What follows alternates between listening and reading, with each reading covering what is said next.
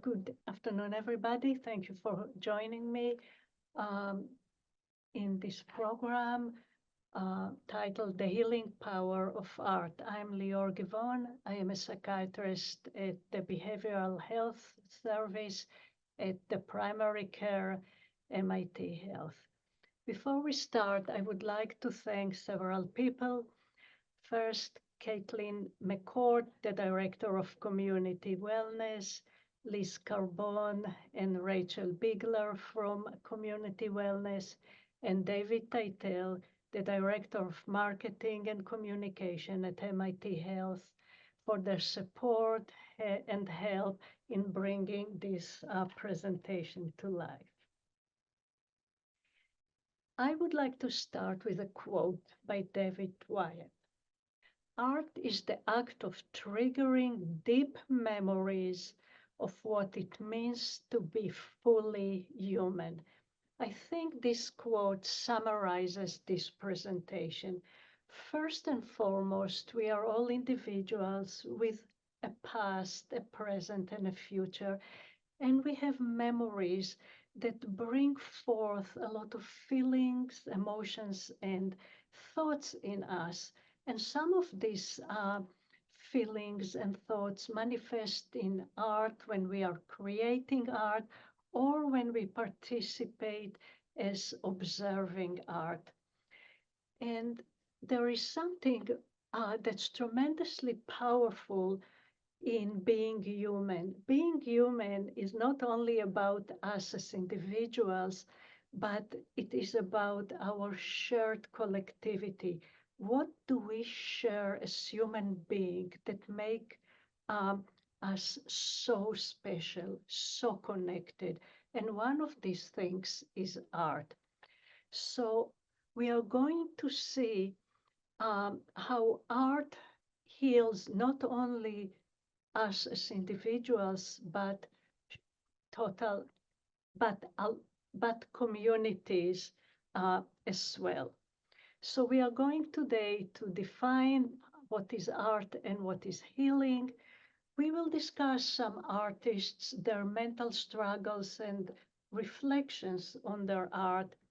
And then we will discuss the healing power of art from a neurobiology point of view, and art and language, two shared, very unique creations of humanity, and how they are interwoven together and support each other.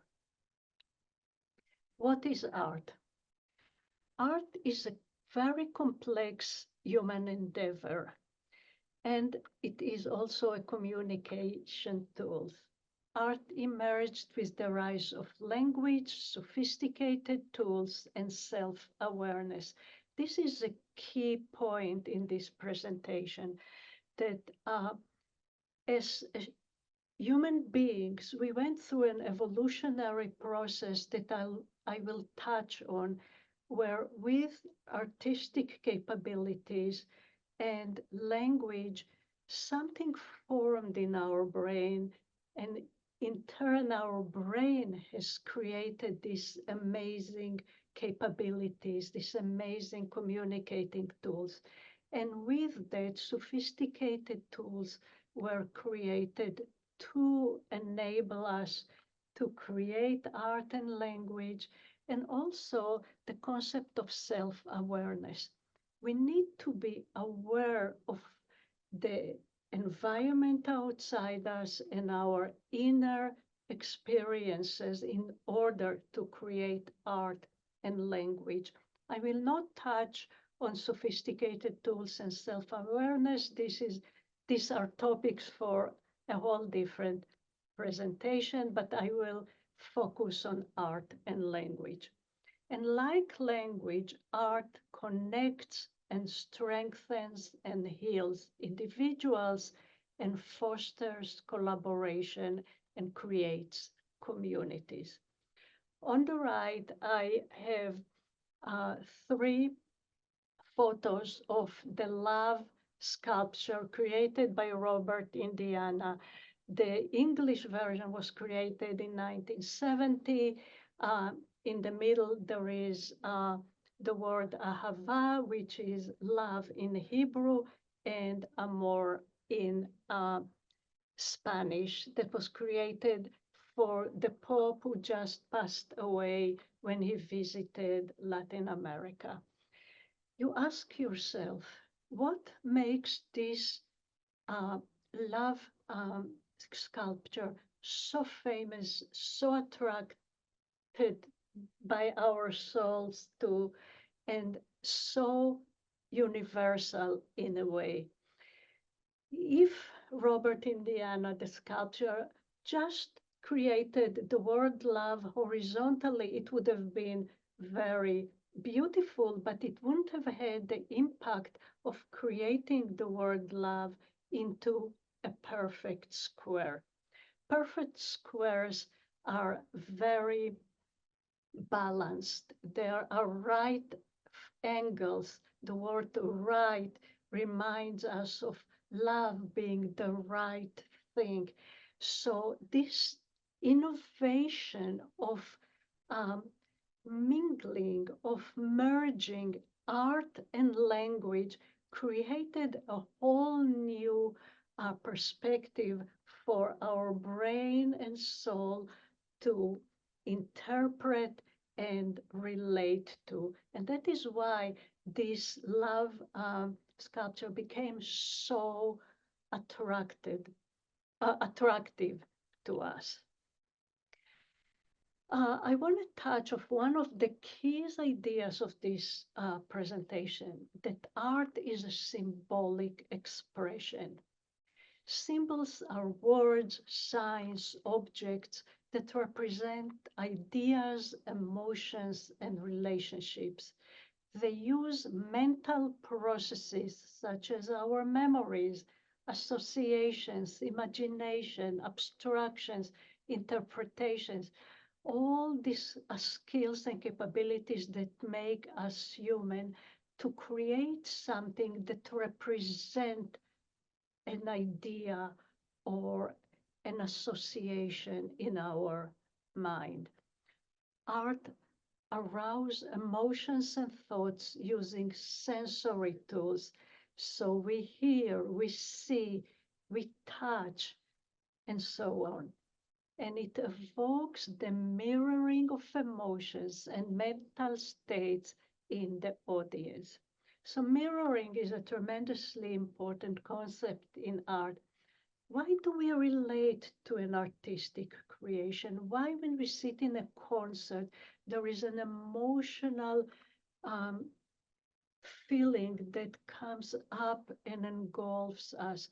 Because we are mirroring the composer or the playwright or the painter's feelings and emotions. In a way, art is shared memories, art is shared associations, art is shared imagination between the audience and the artist who created a particular art. And that is what promotes social connectivity by fostering shared experience, ideas, and feelings. To the right, I have the painting Flag created by Jasper Johns in the mid-50s. I picked it up to give you an example of what a symbol is. It's a painting of a flag, and a flag by itself represents a certain country or a group of individuals who have shared beliefs and philosophies and so on. But let's focus for a minute on the American flag. First and foremost, let's think about the colors. We have three colors here, the blue, the white, and the red. And each color represents something. The blue represents prosperity, the hope of a new country being formed. The red represents the courage that our forefathers uh, exhibited and showed when they fought for this country. And the white represents peace and justice and stability and equilibrium. So the colors are have also a symbolic value. The stars, of course, are shooting for the stars, shooting for people to express their best talents, their best hopes, uh, their hopes for the future. These are what the stars represent. And the horizontal lines also have a meaning.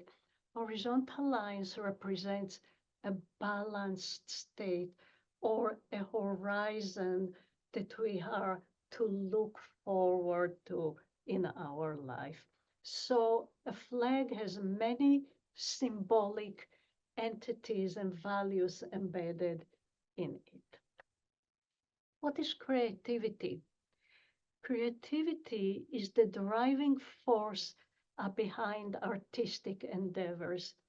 It is the ability to form novel, new, original, and transformative ideas. It is a complex behavior that utilizes cognitive flexibility because you have to look at the creation as a novel one, a new one, an innovative one. There is a lot of problem solving that creative people are engaged in and open mindedness. It implies innovations that advance knowledge and understanding. And creativity is not limited to art. It reflects many human endeavors such as science, architecture, teaching, technology, culinary industry, the fashion industry, textile art, etc., etc. The question that we want to ask ourselves first is, what is it in the artistic expression, both creating and experiencing as audience, that allows us to feel, share, and comprehend pain and beauty, sadness and joy, despair and splendor? I would like to share some artists' histories and mental struggles and their artistic creation. I would like to start with Frida Kahlo, very well known to all of us. And here is what she said. There is nothing more precious than laughter. It is strength to laugh and lose oneself, to be light. Frida experienced a very traumatic bus accident where she, in her early 20s, where she was injured. She fractured a lot of bones. Her pelvic bone was fractured. And since that accident, she was in chronic and tremendous pain all her life. And that condition caused a lot of depressed mood. And through this sense of depression, she was able to create. I chose the painting, The Two Fridas. Some interpret it as the Frida who was bi-ethnic. Her father was European, her mother was from Mexico. And some see this painting as the Frida on the right, giving homage to her Latin heritage, and Frida on the left to her European heritage. But I want to focus on the pain, the emotional pain and the physical pain. On the left, we see Frida's heart is exposed and bleeding. This is the lifelong struggle with her pain. And on the right, it's Frida who's whole, who's complete, who's not broken because she was literally broken during this uh, bus accident. This is Frida who's hopeful. This is Frida who can laugh. I chose to share Vladimir Horowitz, a very famous pianist of the 20th century who was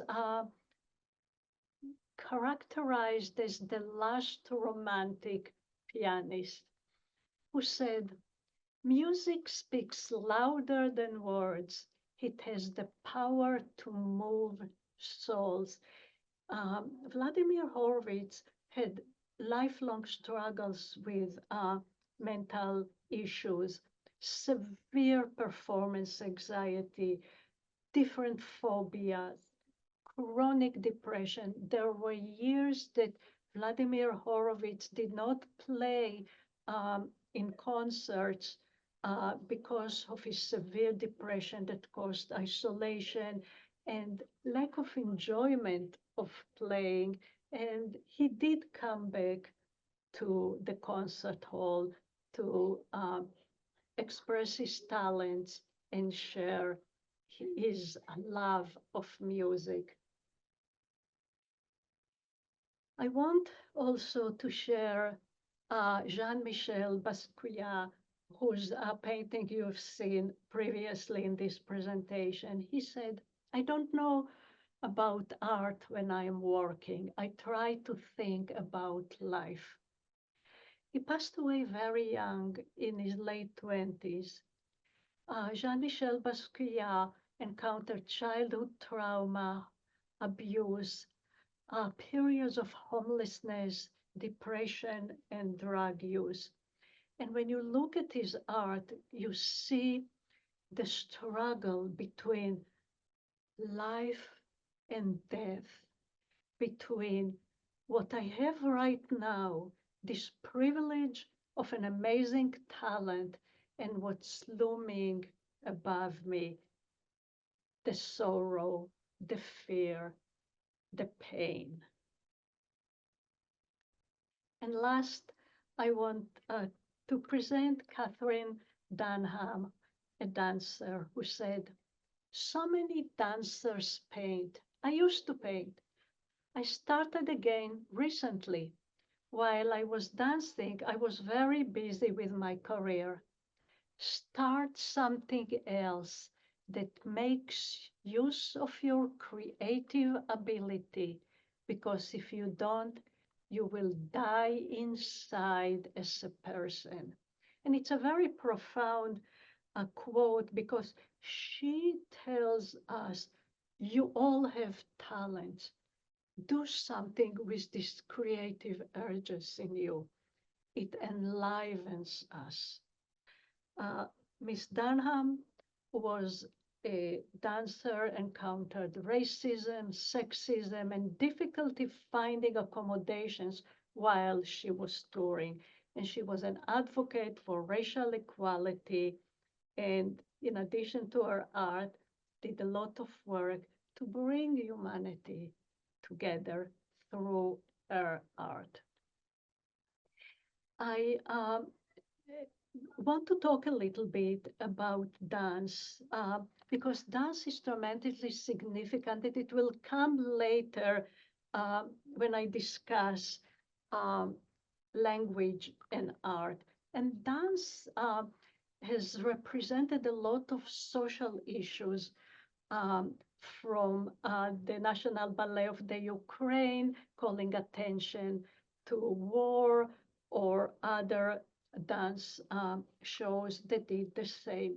I want to call our attention to the picture of the on the right. This is a picture of a choreography called the Green Table. It was originally choreographed by Kurt Jooss, um, who protested the futility of peace negotiations in the early 30s between World War I and World War II, where everybody knew that these peace negotiations are gonna are not going to bring any peace, but actually advance the war that was looming, World War II. Uh, we are talking about healing, the healing power of art. What is healing? First and foremost, healing is repair. Healing repairs. And healing is a journey to become healthy and whole. And this is what Ms. Dunham hinted at. You create, you heal. It is the process of restoring individuals' physical and emotional well-being. And healing social groups provides solidarity, safety, and permanent. The individual feels safe when the group, the social support around us is stable and supportive. And successful healing addresses concerns in the present, but also has long lasting impact into the future. It's not only about us creating creative communities now, but there is um, a thought that we are giving something to the generations to come. Healing takes many forms. Healing of individuals, people heal from injury, physical or emotional, that manifests as trauma, and there is recovery from substance use. But healing of communities also takes place after conflict, natural disasters, political upheaval, and financial crisis. Healing takes time, and art is one of the ways to bring communities and individual into a safe existence. I want now to change gears and talk a little bit about the neurobiology of the healing power of art. What are the benefits of engaging in the arts, and both as artists and as audience? We know that expressing and processing complex emotions and thoughts is uh, being able to us by artistic involvement.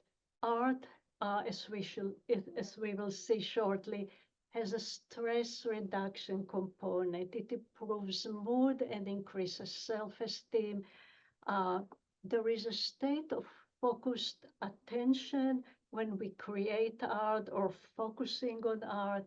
People find themselves very present in the moment, and art cultivates shared experiences and strong bonds. Here are some evidence from neurobiology. I would like first to start with cortisol. Cortisol is a steroid hormone that's produced by the adrenal glands and released in response to physical and emotional stress. It's one of the first alarm system that the body receives, telling the body there is a stressful event that you need to attend to. Uh, Cortisol increases blood glucose so the brain can get more blood and we can attend to the crisis. It has an anti-inflammatory effect, improving cognitive load, and cortisol is also involved in the regulation of sleep, mood, and fear. Prolonged exposure to cortisol has harmful effect on the body and on our mood. So you want a brief surge of cortisol that then dissipates to allow us to attend to the stressful or alarming event. A study investigated the effects of visual art making on cortisol levels of 39 adults who provided saliva samples, and then they wrote responses describing the experience of art making. And the samples of cortisol were taken 45 before people engaged in art making, and then 45 minutes after the experience. And as you can see, Art making resulted in statistically significant lowering of cortisol level. The left was the pre-test, and on the left, the bar represents the pre-test, and on the right, the post-test. And we can see the lowering of cortisol levels um, after art making. And here are some of the testimonials that people wrote about. They found art to be relaxing and enjoyable, helpful for learning about new aspects of the self, freeing people from from constraints, and people experienced art as an evolving process of initial struggle to a later resolution. People found themselves in the moment thinking and solving problems about their art making. And then they lost themselves in the work. The experience evoked a desire to make art in the future. So here, a present experience uh, brought people to the realization that, hey, I can do it tomorrow and next month. So it's not only for now, but for future artistic endeavors. I also want to mention a study about oxytocin. Oxytocin is a neuropeptide hormone that's released by the posterior pituitary gland. It, it is present in many animals from very early in evolution, and it promotes parental attachment, social bonding, trust, a sense of love, empathy, and positive social behaviors. It's released during childbirth and breastfeeding to enhance the connection and the relationship between the parent, the mother, and the newborn. And it's also released in response to touching, to exercise, and sexual behaviors, and is associated with creativity. And here is the study. 20 cohabitating or married couples were randomly assigned to one of two experimental groups. Half of these couples were assigned to board games and half to an art class. And the hypothesis was that those couples in the board games will show increased oxytocin because they engaged in conversations and problem solving and so on and so forth. Urinary oxytocin was measured before and after the activities. And it seems that all participants released oxytocin during the couple activities, but men in the art class demonstrated the highest oxytocin response, twice the level as other groups. And couples in the art class reported that there was more partner touching than couples playing board games. As we just indicated, oxytocin is released when there is touch, when there is physical connection. So the hypothesis was disproved. It's not the board games that increased significantly the oxytocin, but the art class. I also want to talk a little bit about the power of music, where we will see several of the uh, neurochemicals that I have discussed and others indicating how healing listening to music is. Music, songs, and poetry have distinct benefits for strengthening neural pathways. Music can affect hormones and neurochemicals. As we discussed, cortisol relief is released when people listening to slow, relaxing music, such as classical music. I'm sorry, cortisol is decreased when people are listening to slow, relaxing music or nature sounds, um, meaning that the music decreases the stress level. Soothing music can stimulate the release of oxytocin, promoting a feeling of trust and closeness, even in the absence of physical touch. Listening to enjoyable music triggers the release of dopamine, a brain chemical that is associated with pleasure and reward. It is the chemical that causes the feel good when people are experiencing some novel or learned experience. And dopamine release creates a positive experience and again strengthening connections between a listener and the music. Um, it was found that music with fast tempo or intense rhythm can stimulate the release of epinephrine that increases the heart rate and blood pressure as well as energy level. Usually epinephrine is increased with cortisol in response to stress, but it also has some beneficial effects when music is in the background. Similarly, endorphins, listening to music or engaging in exercise promote endorphin release that's associated with decreasing stress, improving mood, enhancing a sense of well-being, and alleviating pain. And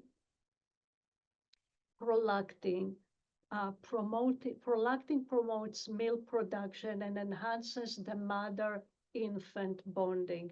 Listening to music during breastfeeding can increase the prolactin level and therefore the shared bonding.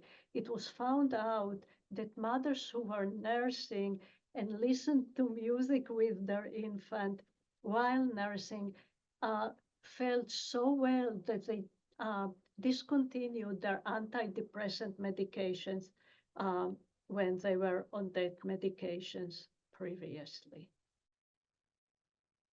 I want to uh, quote what the pianist Leif of Ansnes said when people criticized him for his tour in America recently.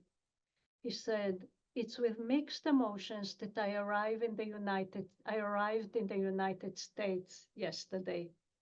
Performing in America has always been the highlight for me. Music cannot solve global problems, but I hope my program can at least inspire some of the emotions we so badly need right now: compassion, empathy, generosity, understanding, and an appreciation of diversity. I truly look forward to connecting with my American friends and audiences over the next 2 weeks." He understands the power of music in healing not only individuals, but a community. And now I would like to talk about art and language that create shared connectivity and reciprocity. And the questions are, how did art evolve to become a symbolic, abstract expression, and why art and language are interconnected? For that, we need to go on a brief journey into the history of humans' social, creative, and communicating brain. So for the past 300,000 to 200,000 years, the brain size in early Homo sapiens, the human wise brain, our ancestors, this brain size fell within the present range, meaning that for many, many years in evolution, the brain arrived at a certain um, size and did not change. But what did change was the brain's shape, and that evolved very gradually through the period of 300,000 to 200,000 years. And um, it changed and assumed a more round globular shape within the Homo sapiens lineage, reaching its present day shape.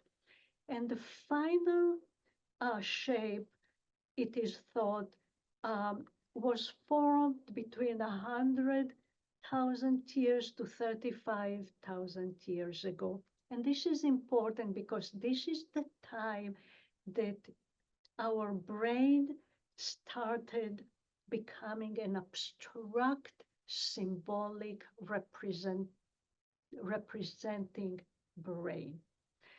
And this process of forming a round brain was determined by the shape of our skull, and it responded to our postural factors, becoming erect, standing straight on two legs. There were embryonic environment parameters that shaped the brain, as well as genetic mutations. And here are uh, a demonstration of two brains. On the right, the red brain is, as you can see, is more elongated brain, um, and it represents the Neanderthal lineage. On the left, the blue brain is a globular, round-shaped brain that is thought to have reached the final shape about 40,000 years ago for the sake of this presentation. And what is important about this round globular shape? It provides the most efficient way to enclose a large volume within a smaller space, conserving energy and adjusting to our body's constraints. Globularity evolved at the time of the formation of neural network links, increasing brain connections. The more dense the brain, the higher is the neural connectivity. And what we think is that this more sophisticated creative brain was created in response to pressures from social connectivity. As more people are populating Earth and living in communities, the pressure of interacting with so many people created a tremendously sophisticated, complex brain. And cave art, intricate tool making, language, and self-awareness evolved during this time period. I want to show you some of the evolution of our artistic creation.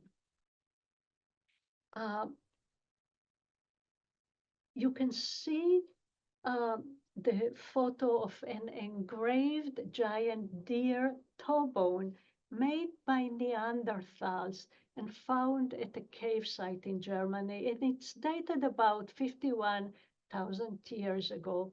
It represents one of the early symbolic communications. As you can see, they took the giant deer toe bone and made or etched these lines. We are not sure what it means, but they represent something. Even Neanderthal um, had the capacity to use symbolic representation. I want to call our attention to the figurine on the right. This is Venus of Willendorf, the oldest known such fertility goddess figurine, dated about 30,000 years ago and was created by Homo sapiens. About 20,000 years after the etching on the giant deer toe bone, we uh, witnessed an amazing creation, a person with very intricate air depiction who represents fertility. Suddenly, we know what the meaning is. There is an idea that was created from uh, clay uh, or stone or rock by this amazing figurine. About 10,000 years later, we see very detailed, amazing cave art. This cave art and paintings are from Lascaux in southern France. And it is famous because of the exceptional quality, size, sophistication, and details of the artistic expression. So you can see that the brain of Homo sapiens is a brain of symbolism, of ideas, of representation, and the artistic creations are getting more and more sophisticated. I want to take a little tour backward and present a cave art from Indonesia that's dated about 45,000 years ago of pigs. And it might be the oldest known depictions of the animal world by Homo sapiens lineage. And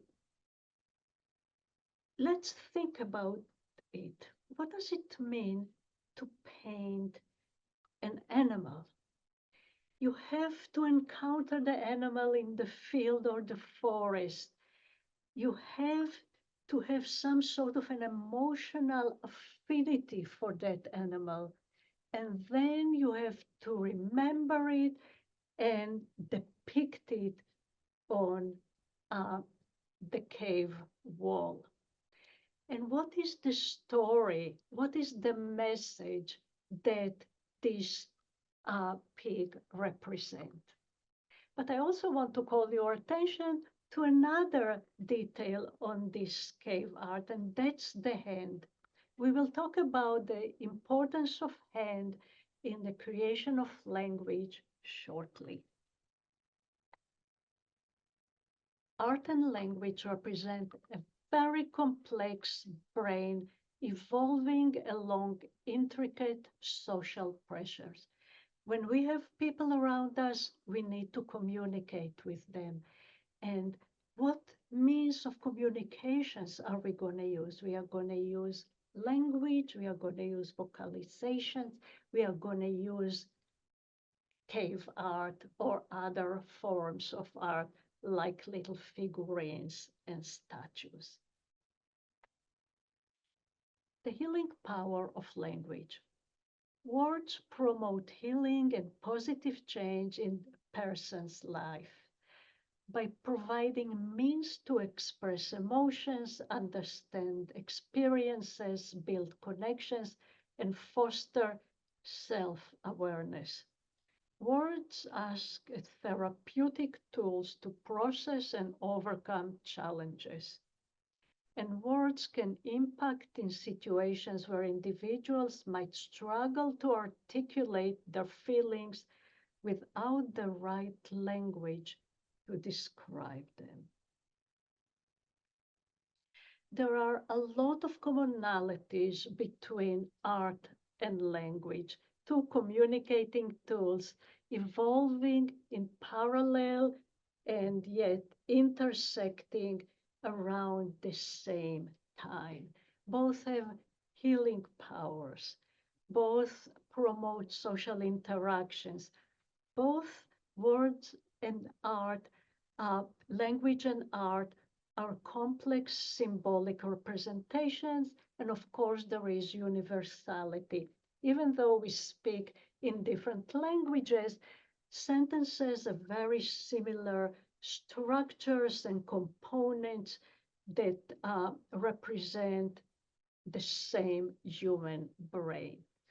Art and language evoke memories and emotion and are laden with emotional context. And art has graphic tools such as color, form, movement, music notes, written words, and speech. And language has graphic tools, the written word and speech. And both art and language have rules. There are two or more theories. I will focus only on two theories of how language evolved. The first is the gesture theory of language. And before going into the details, I want to tell you a little story. A couple of months ago, it was a very cold night. I was getting out of work, and as I was leaving the lobby, I was looking backward to see if anybody is coming so I can hold the door for them. And I saw a young woman with a dog crossing the lobby. So of course, I couldn't talk to her because she was a little bit far away. So I did like that, pointing at the door. And she said, basically, in about 20 seconds, we had a whole conversation. I asked her, do you want me to keep the door open? And she said, no, I'm going through the revolving door. Thank you. It's very interesting that we still maintain some of the gestures to communicate when we cannot vocalize our thoughts. And it seems that language evolved mostly from hand gestures, possibly associated with dance. And we are coming back to the idea of dance as I hinted at before. Hand gestures convey meaning and emotions. And there is a lot of interconnections between art and language as far as hand gestures. We paint with hands, we play instruments, we dance. Art involves tremendous use of hands.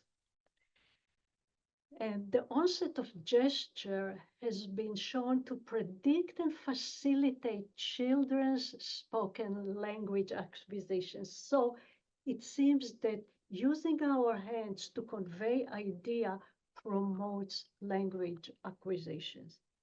And there is universality to gestures. Many hand gestures are understood across different cultures, suggesting a shared evolutionary origin. And there is some thought that language might have evolved from dance. Dance as a language. Dance expresses emotions and tells stories, has vocabulary such as gestures, locomotion, choreography, rules, connecting people across cultures. Now, I want to mention briefly the cross-modality information transfer theory of language. This is a tremendously complex theory, but I want to give homage to Professor Miyagawa, who is an MIT linguist who came up with this theory and connected it to cave art. I want first to read the little haiku on the right. Fog shrouded coast, we listen to the view. Here, the person who wrote this haiku uses several senses. We listen to a visual creation, so to speak, to a view, to a visual experience. And what we see here is the connection and the involvement of different senses to create an experience, the visual and the auditory. And this haiku is a tremendously sophisticated creation by a symbolic representative brain. And here is what the cross-modality information transfer theory is saying. That humans possess unique symbolic cognitive style, interchanging imagery and sound. Here in this little card, the poet of the haiku interchanged two senses to affect a mood. And some of the theory came from cave painting, and they are being related to the acoustic nature of the cave chambers. And Professor Miyagawa said, what the cave art is a representation and transformation of sound into a visual expression.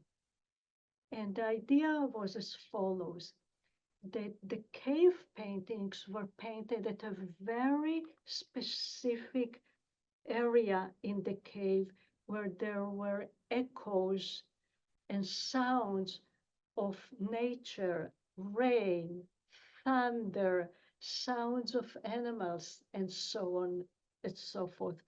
And in order to convey the external sounds, those who painted the animals in the caves, and most of the animals are hoofed animals, the hoofs represented the external sounds. So humans developed a sophisticated system of integrating the complexities of the external world, their internal milieu, through language and art representation.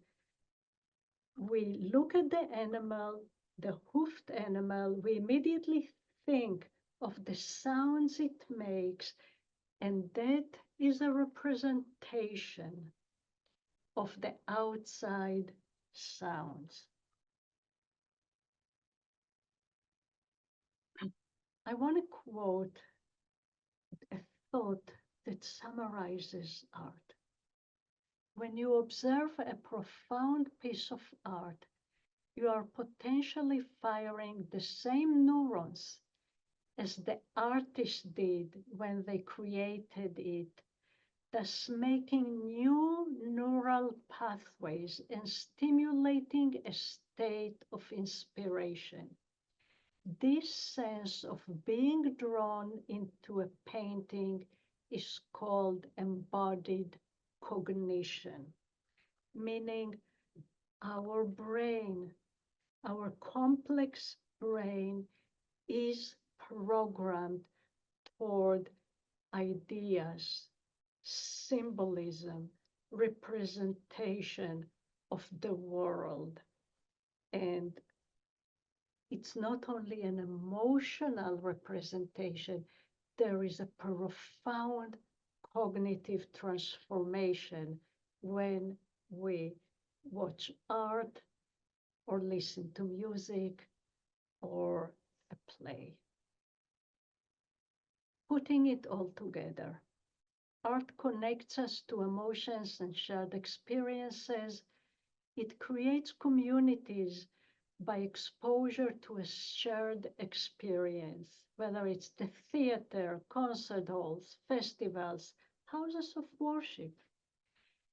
Art inspires empathy, reflection, and a dialogue among others and within ourselves. Art creates a shared sense of identity and belonging, and it restores a sense of synchrony in individuals. And art transcends differences and creates peace and harmony. As I said, both art and language represent universality, the universality of the human brain. Artistic endeavors are uniquely human, merging symbolic representations and abstractions in order to communicate ideas. Art utilizes a complex set of creative media to convey ideas, thoughts, beliefs, and emotional states. And art and creativity transform the external world into an internal representation that projects outward to create shared intimacy.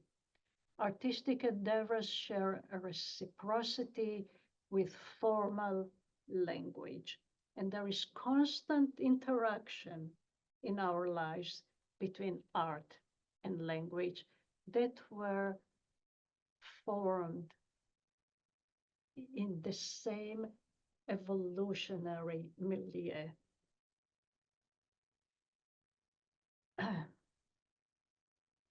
A journalism and media professor, John Eger, discussed how art transcends borders.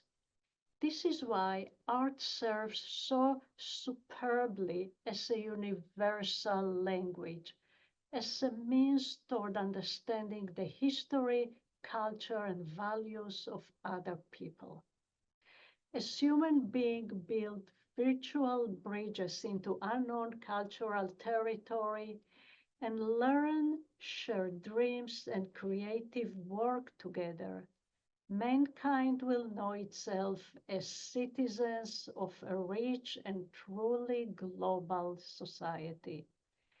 And if citizens of a global society are to live in peace, goods, services, and technical information are exchanged, but values and visions as well. Uh, I have a friend who's an artist, and before creating this presentation, I asked her, "What is art for you?" And she said, "Art makes me find myself." I want to share some resources. There are a lot of community events and resources in the Boston area, and they are available to you in painting, in music, in festivals, and so dance, and so on. And my last slide is again of my friend Dorit Peleskedem. In addition to paintings, she also creates these very large dolls that little kids love hugging and touching. And I chose this photo because here we are, a little baby with her hand is touching these mama dolls um, and experiencing the closeness of being attached and connected uh, to another representation of a human being. Thank you very much.